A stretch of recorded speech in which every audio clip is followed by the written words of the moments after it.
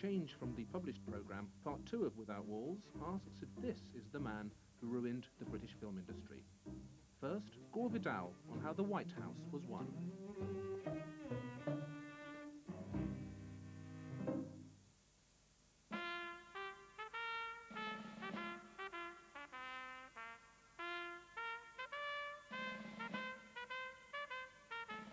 Well, here we are again, back in the President's throne room. The mischievous press sometimes asks me, would you like to have been president? And I say, well, politics is a family trade. Yes. But I was born a writer, and the writer must always tell the truth, unless he's a journalist, while the politician must never give away the game.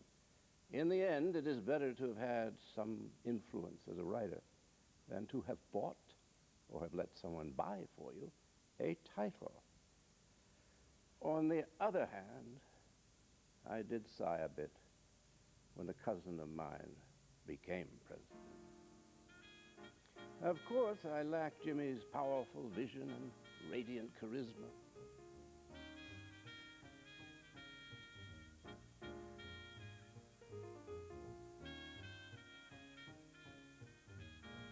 Today, another cousin flits across the TV screens, a vice president lusting for promotion. In the end, I was too interested in politics and history to take seriously election in the TV age.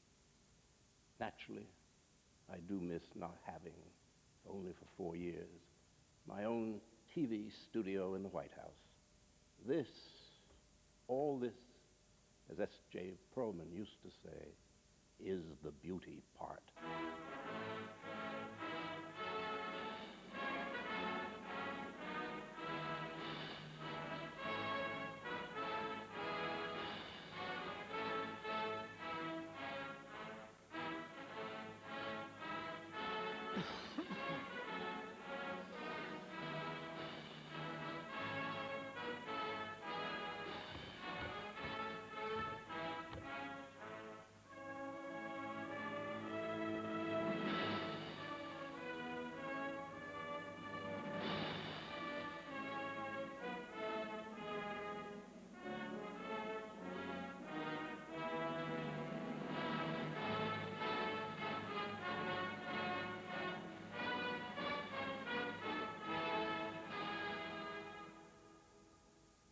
The president's constitutional role as commander-in-chief allows him dictatorial powers if he can prove military necessity.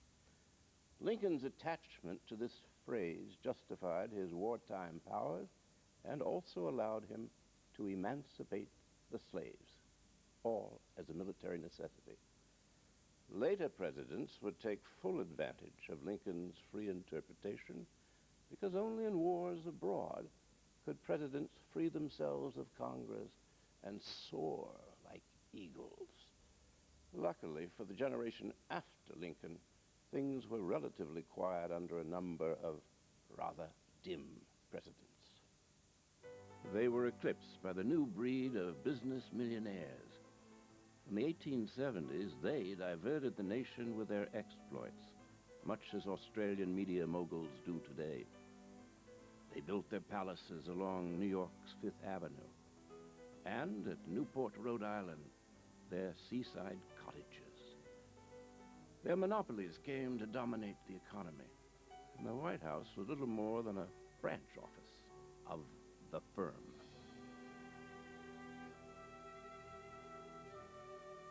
But in the depressed South and West, there was growing ferment among those who worked the land. Ruined by the Civil War, they were again being ruined by the financial games and panics of the Eastern banks. By 1896, America looked ready for a real class war. Then, out of the West, came the greatest of American populist leaders, the radical William Jennings Bryan. 3 times the Democrats nominated him for president, largely on the strength of his Cross of Gold speech. your cities and leave our farms, and your cities will spring up again as if by magic. But destroy our farms, and the grass will grow in the streets of every city of the country. You shall not press down upon the brow of labor this crown of thorns. You shall not crucify mankind upon a cross of gold. The industrialists were terrified. The people were coming. But Bryan was narrowly defeated in the election of 1896 by the conservative William McKinley. Big business had triumphed. But the people at large were still so discontented that many leaders felt that an imperial distraction might prove useful. Why not put them in uniform? Why not conquer something? The British used to say that their empire was acquired in a fit of absent-mindedness. Ours was carefully thought out by four friends. The first time an empire has been actually planned. The reasons were mostly economic, as we shall see, but there was also a lot of daring-do. Captain Mann at the Naval War College was now applying his much-admired analysis of the British Empire to the United States. Essentially, he said, each was an island nation set on vast silver seas. To increase wealth, colonies were needed for raw materials and for markets. Hence, build up a fleet which would need bases everywhere, thus acquiring in the process more colonies. So the more colonies, the more ships, the more ships, the more territories and markets, and irresistibly circular policy. Henry Adams's brother, Brooks, was the first geopolitical thinker.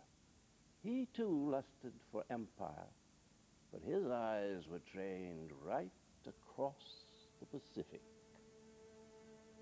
Brooks said that he who controls the wealth of Shanxi province in China will be master of the earth. So now it was the job of Senator Henry Cabot Lodge and the bumptious Under Secretary of the Navy, Theodore Roosevelt, to implement the plan. But for this, they needed a war. Britain was a possible enemy, but we might lose that one. Spain looked a safer bet, and its colonies included the Philippines, an ideal place from which to eye China, and, of course, closer to home, Cuba.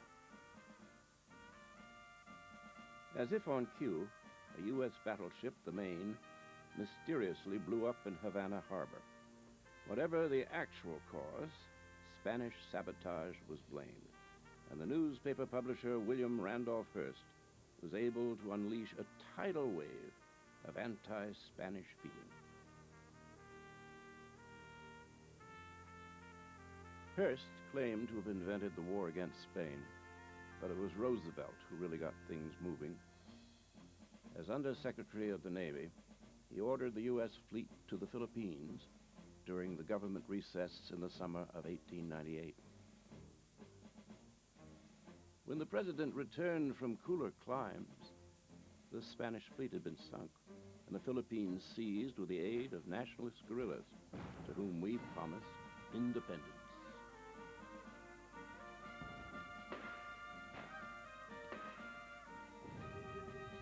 But McKinley decided we ought to keep the Philippines in order to Christianize the natives.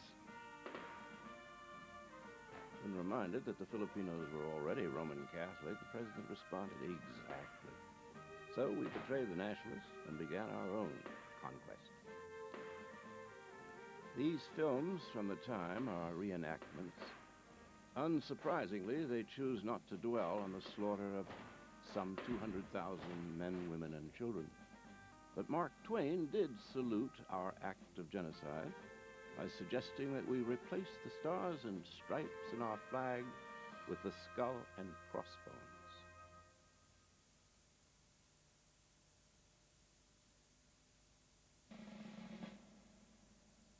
When McKinley was assassinated by an anarchist at Buffalo, Roosevelt, by then Vice President, succeeded him. Roosevelt was our first international emperor. He was also the first president to dominate the mass media. The press corps accompanied him constantly. He was photographed and filmed everywhere, doing everything.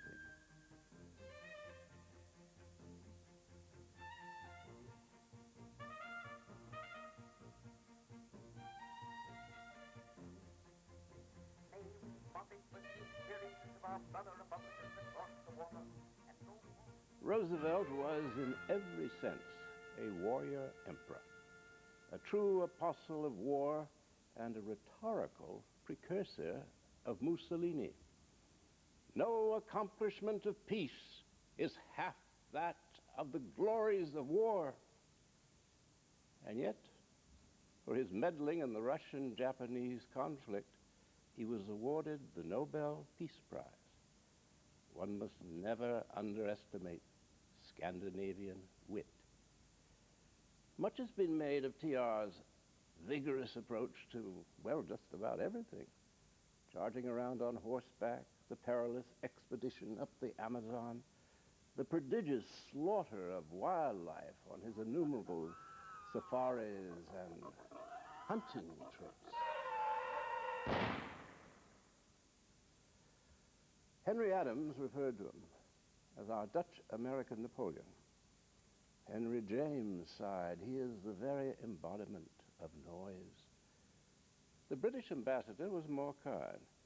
We must never forget, he advised Whitehall, that the president is 7 years old.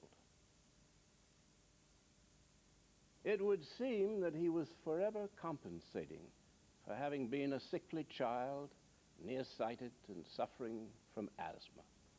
But give a sissy a gun and he'll shoot everything in sight.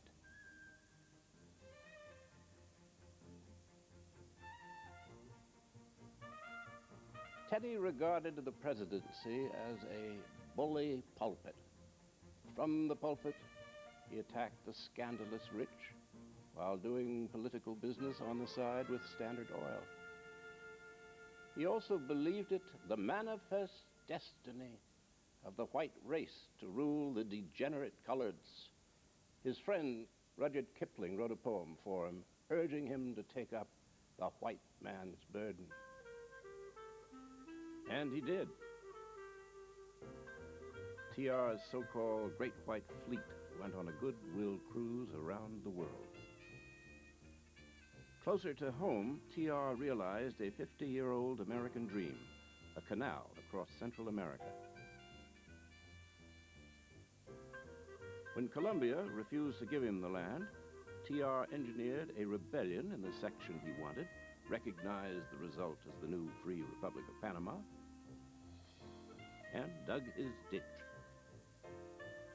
None of this, a member of his cabinet noted admiringly, was in any way tainted by legality. Central America now had a new, fun-loving friend to the north. TR's successor, Woodrow Wilson, invaded Mexico and Haiti in order to bring those poor people freedom and democracy and good government. But stripped of all the presidential rhetoric, the flag followed the banks. The president was simply chief enforcer of the great financial interests. So in one respect, at least, the spirit of the Constitution had been preserved. Many years later, the commanding general of the U.S. Marine Corps, General Smedley Butler, blew, as it were, the whistle, not just on Wilson, but on the whole imperial racket.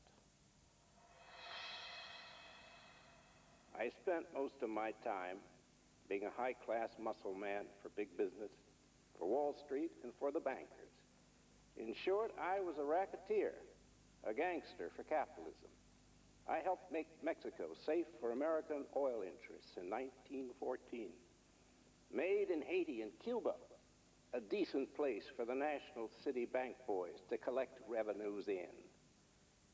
In later years, Butler also set up shop in Nicaragua, the Dominican Republic, and China, where in 1927, the Marines protected Standard Oil's interests.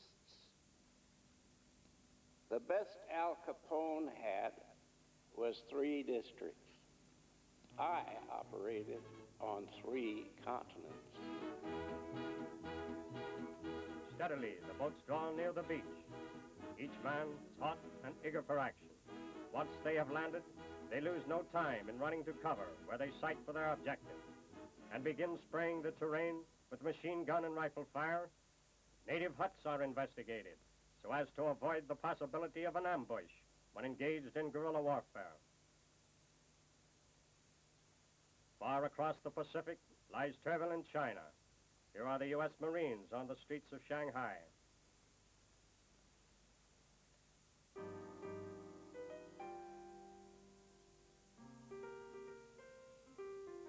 Woodrow Wilson had been a run-of-the-mill historian and an unpopular president of Princeton when he turned to politics.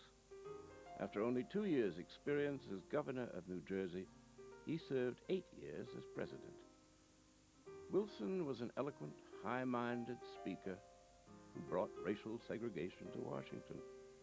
He wanted to be a domestic president, but his destiny lay elsewhere.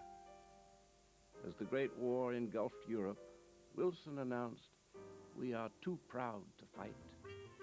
But then, like much of the nation, he was plainly excited by the prospect of a showdown with the evil Kaiser. But he must first get a declaration of war from Congress. This looked unlikely after his Secretary of State, Bryant, resigned, fearful that Wilson wanted war. But then German U-boat activity became a sudden threat in the Atlantic.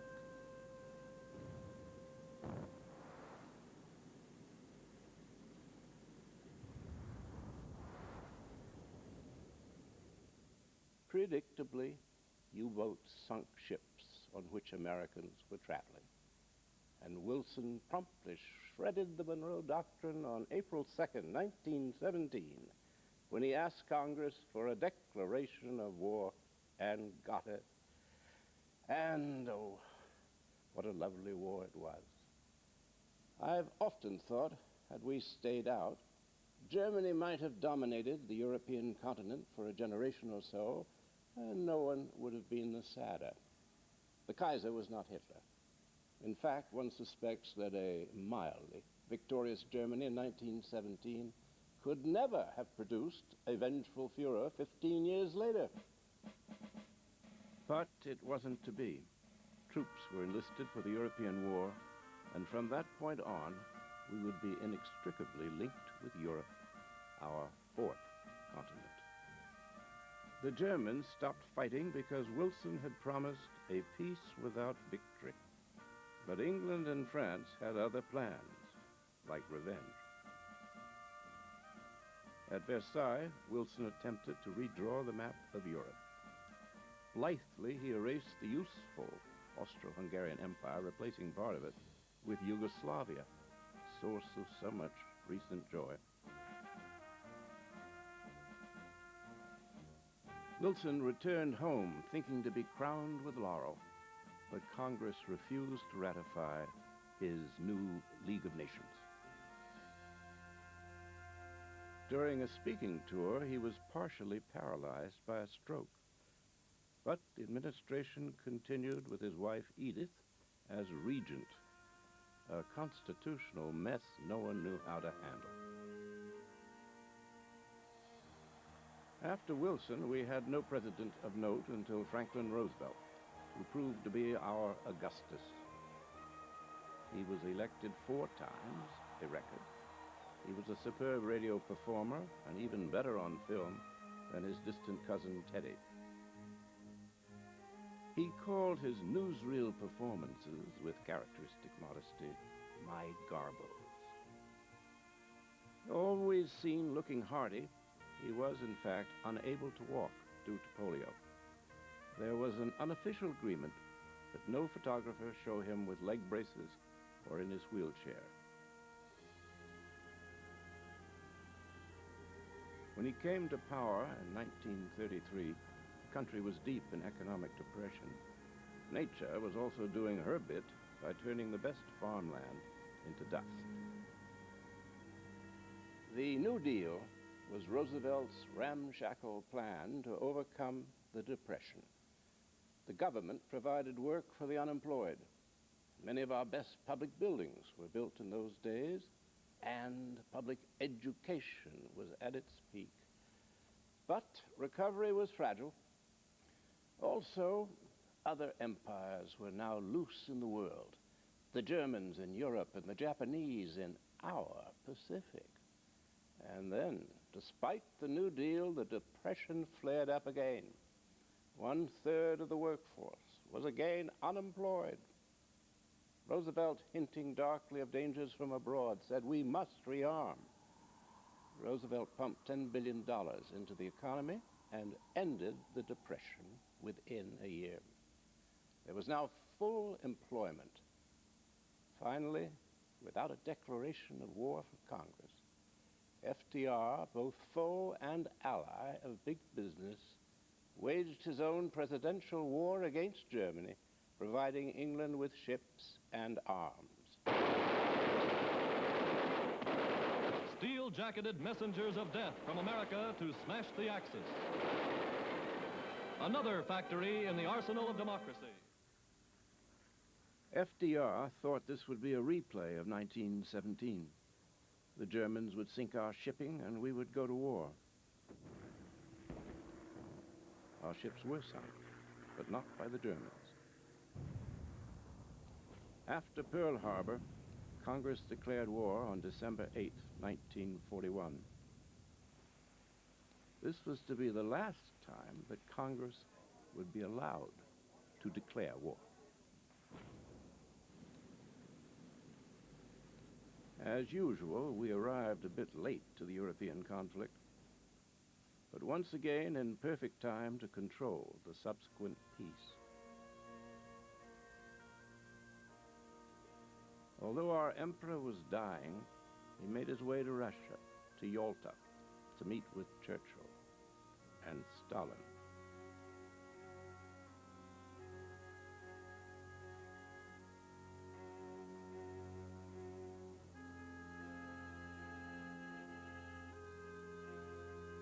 At Yalta, the world was carved up into spheres of influence. Stalin, fearful of yet another invasion from the West, held on to the states of Eastern Europe as a buffer. It was agreed by all that Germany never again be rearmed. Churchill looked upon FDR as friend and inseparable ally, but emperors can be neither. FDR coldly commanded the former colonial powers of England, France, Holland to give up their empires or else. As they were too poor to do otherwise, they let go. As bits of the European colonial system came unstuck, they adhered like metal filings to the American magnet. There can be room for only one empire in the American world. FDR condescended to what he called Uncle Joe, Stalin, was sympathetic to his fears, let him have whatever it was he had taken, and nothing else. The Russian bear was then locked in his wintry cage, and FDR blithely pocketed the key. To this day, right-wingers go on about how FDR sold us out at Yalta. Well, Stalin did get Romania, but we got West Germany. Stalin got some Japanese islands. We got Japan. The entire globe, except for Russia and China, was ours. Then, in order to contain the new evil of communism, we circled the globe with nuclear bases. We were home free at last. Well, fairly free, and not for very long. After the break, in a change from the published program, The Man Who Ruined the British Film Industry. Sense of discovery. During his first campaign for election, the country was as excited as he when, in the middle of his speech, he said, "And, if elected, I will go to Korea! There was real fury in that reading. No one had told him about that pledge, but go to Korea he did.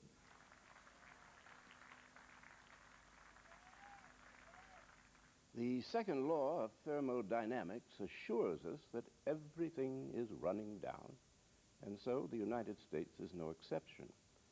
But at the end of the Second World War, we were on top of the world. And if anyone had told me then that so much would be lost in my lifetime, I wouldn't have believed them. But with hindsight, I can now see that our ending was implicit all along. And the blame can be laid largely at one man's door, Eisenhower's predecessor, Harry S. Truman, S for nothing. Little was known in 1945 about the new president other than that he played piano. Currently, he is being turned into a hero, a Frank Capra sort of leading man who stands up for the little guy.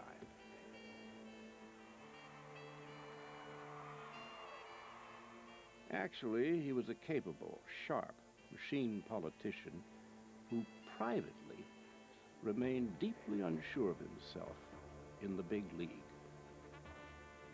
When he took charge, a decision had to be made to convert from war to peace or to maintain our military capacity at full strength.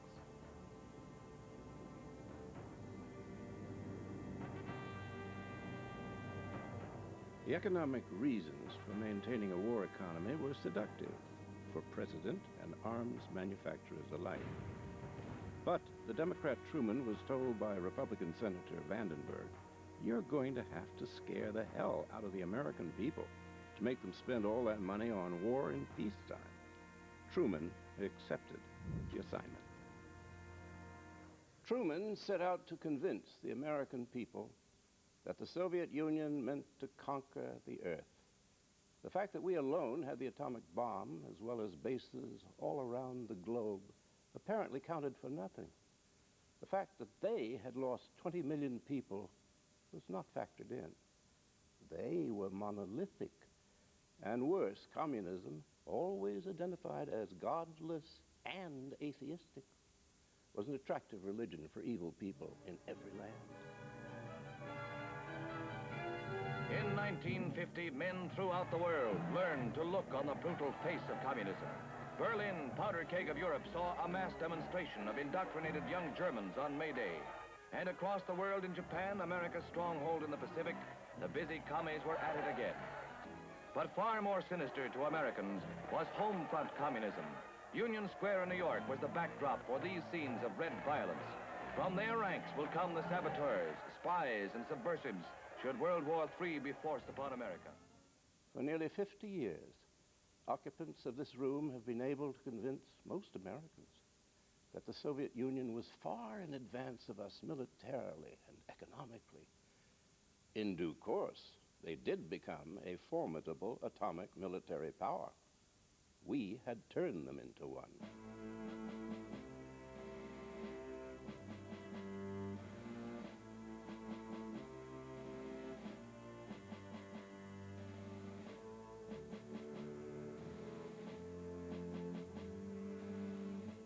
Truman was re-elected barely in 1948, and we lost the opportunity of transforming our superpower status into prosperity and growth at home.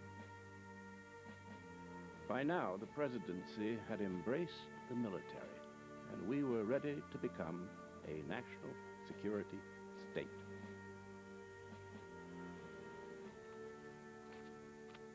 What is the national security state? Well, it began with the National Security Act of 1947 and was implemented 3 years later by National Security Council Directive number 68. This contained the blueprint for a new kind of country, unlike anything the U.S. had ever known before. First, there was to be a permanent Cold War. We would never negotiate ever with Russia. Second, full speed ahead on developing the hydrogen bomb. So when the Soviets finally managed an atom bomb, we still wouldn't have to deal with them. Third, rapidly build up conventional forces. Although Stalin had cut his military forces from 12 to 4 million, a complete military draft was introduced, something unheard of in peacetime America. Fourth, a massive increase in taxes to pay for all this. The sky's the limit. Income tax as high as 90%. Fifth, set up a strong alliance system of friendly nations directed by the U.S. This was to become NATO, which tied Western Europe to America militarily, effectively giving us dominion over a fourth continent. We could control and intimidate our allies with something called the CIA, with its secret, unconstitutional budget and its mandate to overthrow governments, kill foreign leaders, do whatever dirty work needed doing.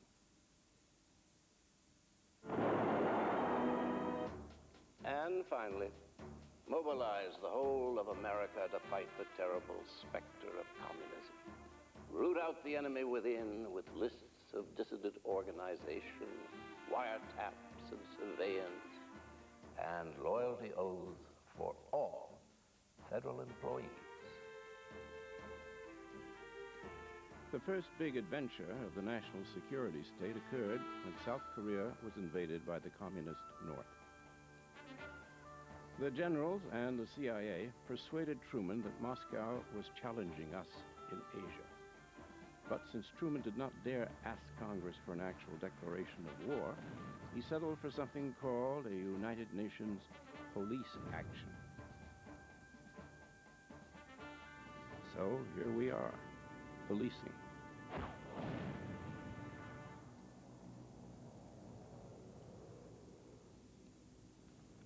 In 1952, Truman was replaced by General Eisenhower, who went, as promised, to Korea.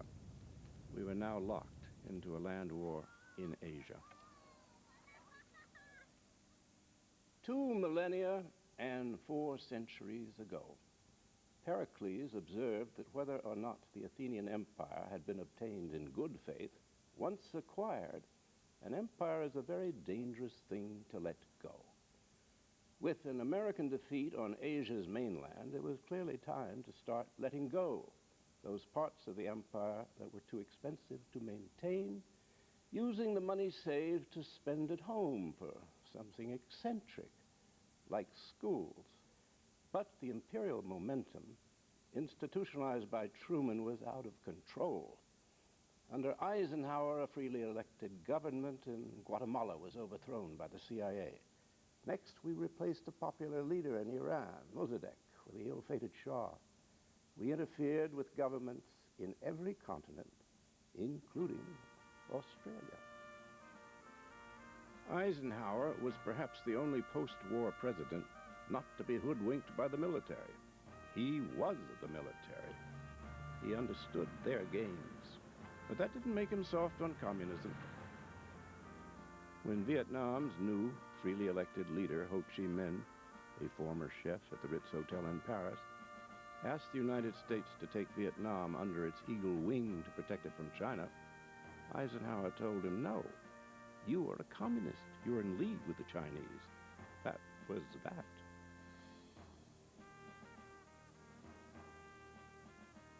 Eisenhower made the same gaffe with Castro. He hated Castro's beard and his uniform and his populist rhetoric and refused to meet him. You are a communist, he declared. Whatever Castro may or may not have been at the time, he certainly ended up in the arms of the Russians. It wasn't until Eisenhower's farewell speech years later that he warned us that we were in danger of becoming a totally militarized economy. The total influence, economic, political, even spiritual, is felt in every city, every state house, every office of the federal government. We recognize the imperative need for this development, yet we must not fail to comprehend its grave implications. In the councils of government, we must guard against the acquisition of unwarranted influence, whether sought or unsought, by the military-industrial complex. But incoming President John F. Kennedy wasn't listening. Let every other power know that this hemisphere intends to remain the master of its own house.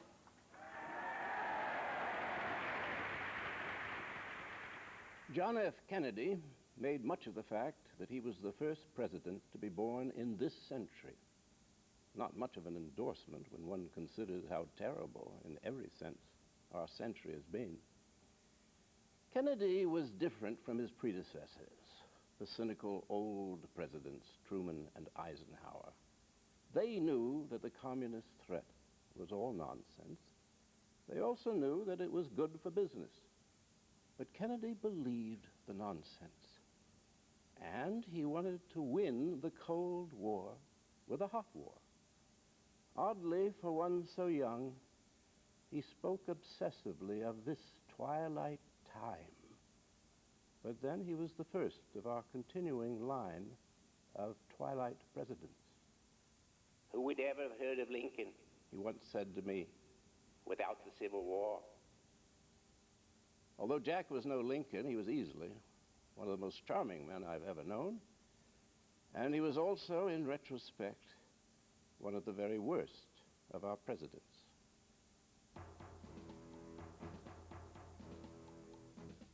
Kennedy gave the green light to an invasion of Cuba and suffered a humiliating defeat.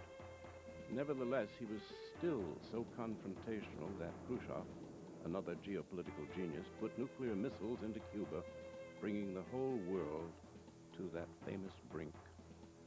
Then, undaunted, Jack started his hot war in Vietnam. Kennedy committed some 20,000 troops as advisors to the South Vietnamese army.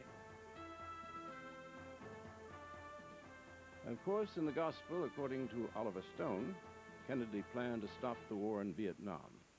Apparently, after a little trip to Dallas, he would bring back the troops he had sent into battle. Why? Because he's the good guy. Actually, he had no intention of ending the war that he had just begun. After Cuba, he told several mutual friends at the time, I have to go all the way with this one. Starting in 1964, I used to go on television and debate what seemed to be the entire American establishment. I did this for 8 years. I thought the war was perfect folly. And I used to ask the president's advisors on air, what is this war about? Why are we in Vietnam? At first they said, to contain China forever on the march. When I pointed out that the Viet Cong and the Chinese were ancient enemies, the subject would mysteriously change. My friends on the left were convinced that oil had been discovered in Vietnam and that we wanted it. I said that no one in our government had anything so reasonable as theft in mind. This was a war about vanity, imperial presidential vanity.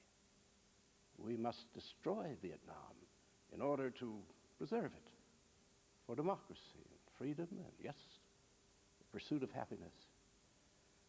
I have never known of any example in the history of the world, what little I know of it, where a country has done something so suicidal for no motive. And the war went on and on and on. And enter Richard Milhous Nixon in riverboat gambler style. The supreme opportunist, he would do anything to get elected. I pledge to you, we shall have an honorable end to the war in Vietnam. But Nixon had no plan, and the war went on. As the nation was running down, the only glory point left is the space program. It was launched under Kennedy, but Nixon gets the good of it. Hello, Neil and Buzz. I'm talking to you by telephone from the Oval Room at the White House. And And this certainly has to be the most historic telephone call ever made from the White House. Why is he so pleased with himself?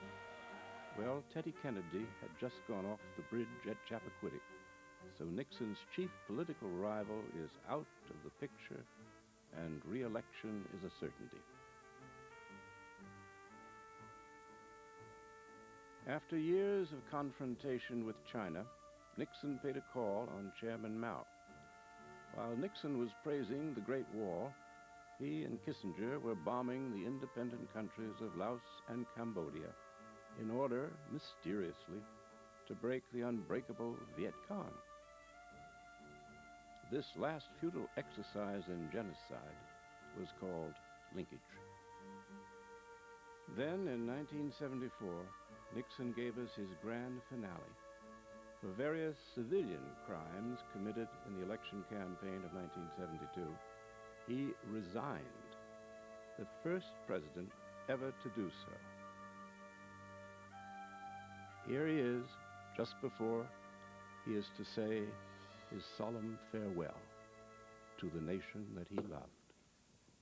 My friend Ollie always wants to take a lot of pictures. I'm afraid he'll catch me picking my nose. Oh, you want a level, don't you? Yes, yes. Good evening. This is the 37th time I have spoken to you from this office, where so many decisions have been made that shape the history of our nation. It's enough, okay? Now, all Secret Service, is there any Secret Service in the room? Out. You don't have to stay, do you? If you're required to? Okay. I'm just kidding you. Throughout the long and difficult period of Watergate, I have felt it was my duty to persevere, to make every possible effort to complete the term of office to which you elected me. In the past few days, however, it has become evident to me that I no longer have a strong enough political base in the Congress to justify continuing that effort.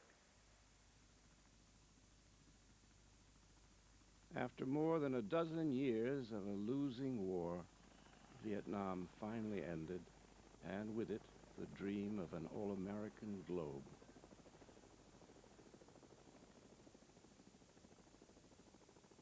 At this point, the American empire finally gave up the ghost. It was 71 years old and had not been well for quite some time. The realization finally dawned that our status depended not on military prowess or a zeal to set up democratic regimes around the globe, a curious impulse on our part since we were never that keen to try one at home. It rested on economic primacy, and we lost it to Tokyo. Hardly surprising, when close to 2/3 of the government's revenues had been siphoned off for a half-century to pay for what is euphemistically called defense. As the Asiatic colossus takes its turn as world leader, temporarily standing in for China, America becomes the yellow man's burden. And so we come full circle. Europe began as the relatively empty, uncivilized Wild West of Asia. Then the Americas became the Wild West of Europe. Now the sun, setting in our west, is rising once more in the east. As the American empire ran out of gas, so did the Russian threat that has sustained it for half a century. No one expected the Soviet to behave in such an unsportsmanlike way. It was going to take someone pretty special to keep alive the ghost of communism. Fortunately, we had him.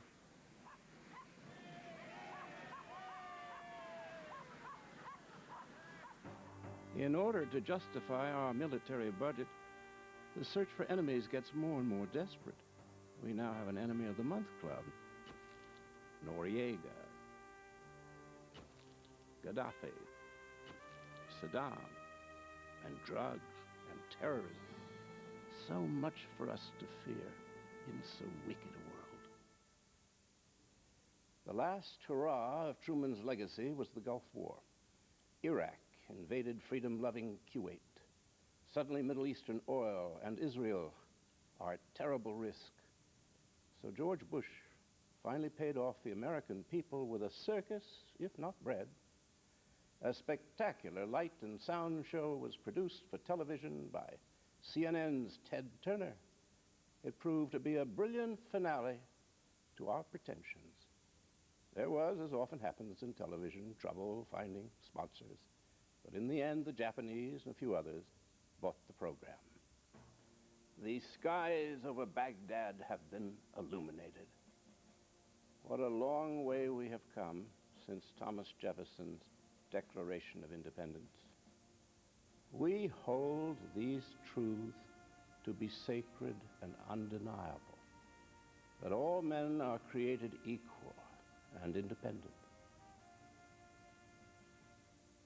that from that equal creation they derive rights inherent and inalienable, among which are the preservation of life and liberty and the pursuit of happiness. And now, my home city of Washington has become a vast memorial to those dead in wars that have glorified the odd president, enriched the military-industrial complex, but left the rest of us, we the people, the nation, with this.